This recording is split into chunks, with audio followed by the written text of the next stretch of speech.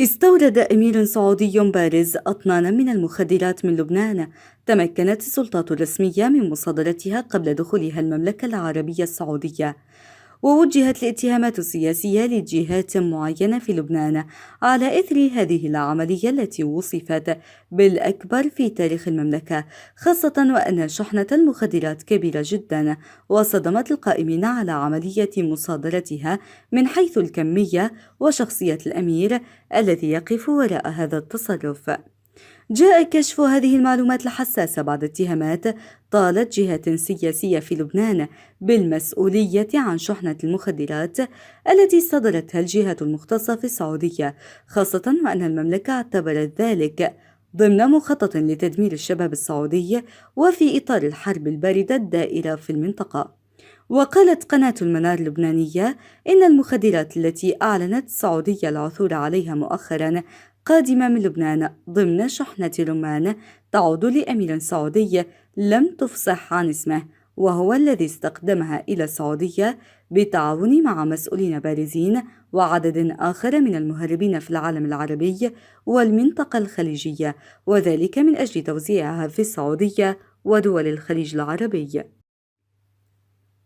وأكدت القناة اللبنانية أن التحقيقات الأولية في لبنان أشارت إلى أن أحد كبار تجار المخدرات اللبنانيين أرسل تلك الشحنة بالتنسيق مع أشخاص مقربين من ذلك الأمير، حيث تمتلك السلطات اللبنانية دليل إدانة ذلك الأمير بالصوت والصورة، علاوة على التحقيقات التي كشفت أسرار ربما تمثل زلزالا للسعودية. وحسب القناة اللبنانية فإن السلطات تتحفظ بنتائج التحقيقات في الوقت الحالي وترفض نشرها للعلن، حيث تنتظر الجهات المختصة الرد السعودي على ما تم التوصل إليه ووقف أي قرارات أحادية من قبل السعودية مقابل عدم كشف التفاصيل التي ستؤدي إلى كارثة في المنطقة على حد تعبير القناة. وفي وقت سابق كشفت جريدة الأخبار اللبنانية أن شحنة الرمان التي قالت السعودية إنها ضبطت بداخلها 2.4 مليون حبة مخدرة ما هي إلا ذريعة لتطبق الرياض عبرها حصارا سياسيا على لبنان. الأخبار في تقريرها قالت إن خطوة السعودية جاءت بعد فقدانها أدوات التغيير السياسية أو العسكرية، وتيقنت من أن ميزان القوى لا يميل إلى مصلحتها، وجدت أمامها الورقة التجارية لتلوي بها ذراع خصمها. وهكذا تقول صحيفة لبنانية: قررت مملكة الخير ضرب لبنان بواحد من امتيازاته القليلة، وهي صادراته الزراعية المحدودة. وأضافت: الأذى لم يقتصر على منع إدخالها إلى السعودية، بل حتى منع أن تكون أراضيها ممرا للبضائع اللبنانية من الأحد وحتى التاريخ الذي يرضى فيه ولي العهد محمد بن سلمان عن لبنان أو يطلب منه ذلك. هي نفسها الدولة التي تضغط على دول عربية أخرى لمنع تأمين أي مساعدة للبنان، تقول الأخبار، مضيفة: غيض من فيض حصار سياسي واقتصادي يهدف إلى تحطيم الهيكل فوق كل ساكنه، بعدما تعذر على الرياض بتحالفها مع العدو الصهيوني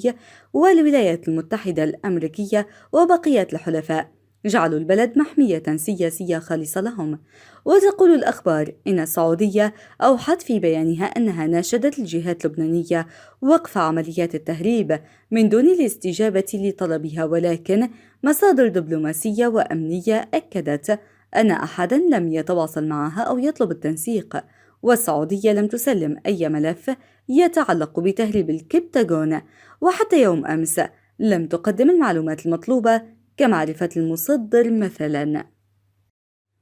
وتضيف المصادر الدبلوماسية إنه لم يحصل في العالم أن كان التهريب سبباً لوقف العلاقة التجارية، وربما يكون من أكبر الأمثلة على ذلك العلاقة بين الولايات المتحدة الأمريكية والمكسيك، فمعالجة التهريب تتم بطلب زيادة التعاون الأمني والملاحقة وغيره، وخاصة أن للمهربين أساليبهم التي ينجحون عبرها في التحايل على كل الإجراءات، لذلك التحليل الأولي يقود إلى بعد سياسي للقرار السعودي.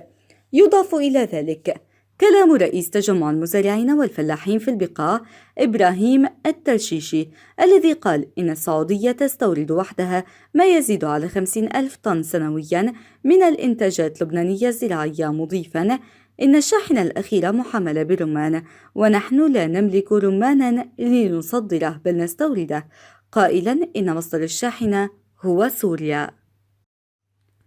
وانتقدت الأخبار ما أسمتهم فرقة نديبة في إشارة إلى الشخصيات التي هاجمت لبنان عقب شحنة رمان، قائلة: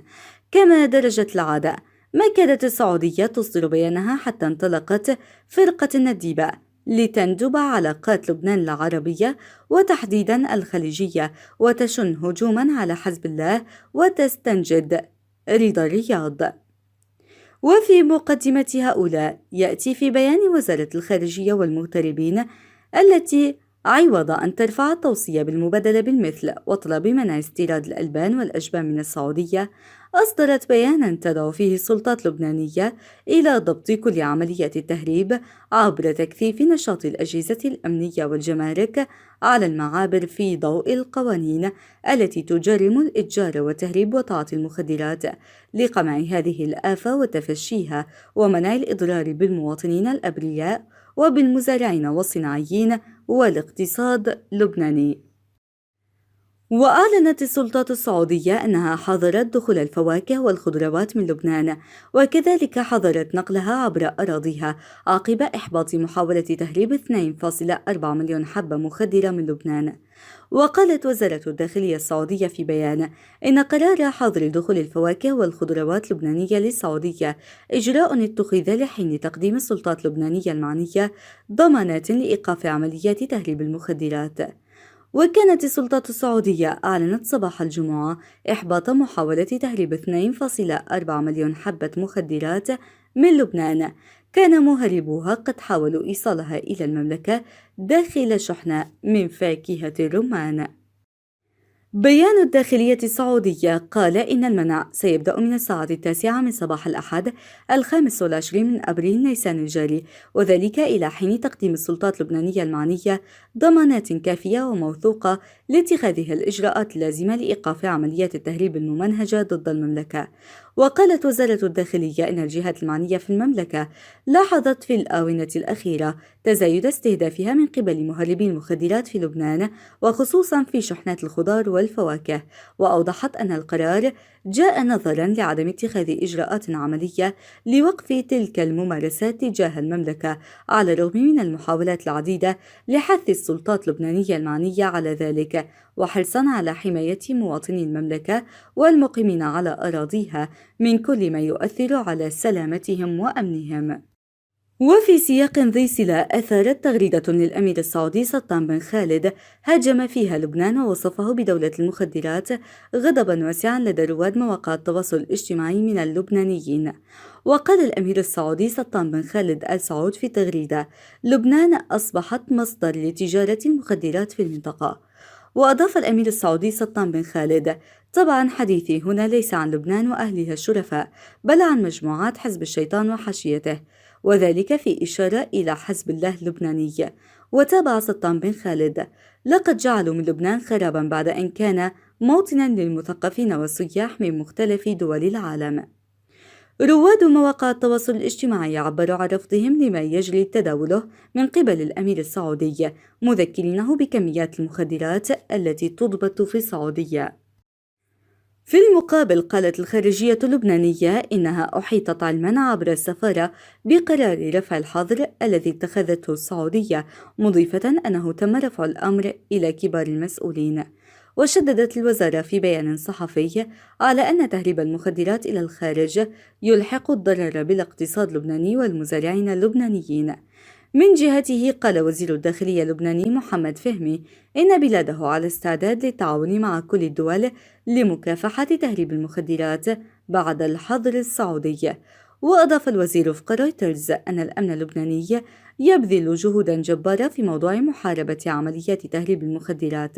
وفي هذه الحرب قد ينجح المهربون في بعض الأحيان. واستدرك: لكن هذا لا يلغي الجهد الكبير والعمل الدقيق الذي يستهدف بنجاح عشرات عمليات التهريب ويوقفها.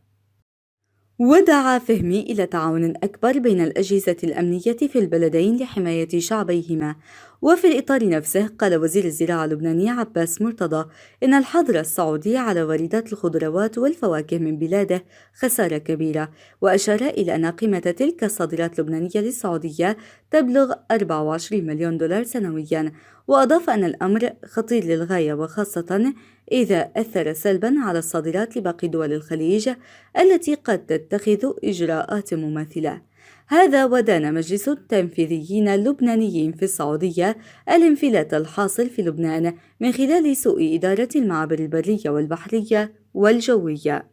وأشار المجلس إلى أن هذا الانفلات الذي تجلى بعمليات تهريب مخدرات واسعة، وآخرها شحنة الرمان المهربة إلى السعودية وشحنة المخدرات المهربة إلى اليونان، وما نتج عنها من قرار سعودي بإيقاف الاستيراد من لبنان حتى جلاء الموقف، وحتى تتمكن السلطات اللبنانية من إعطاء ضمانات بتحكمها وسيطرتها الكاملة على المعابر والحدود كما جاء في البيان السعودي.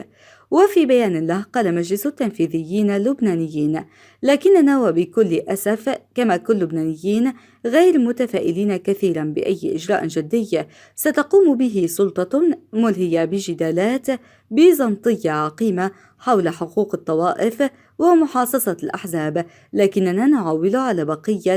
إن بقيت من إحساس بالمسؤولية الوطنية لدى المسؤولين.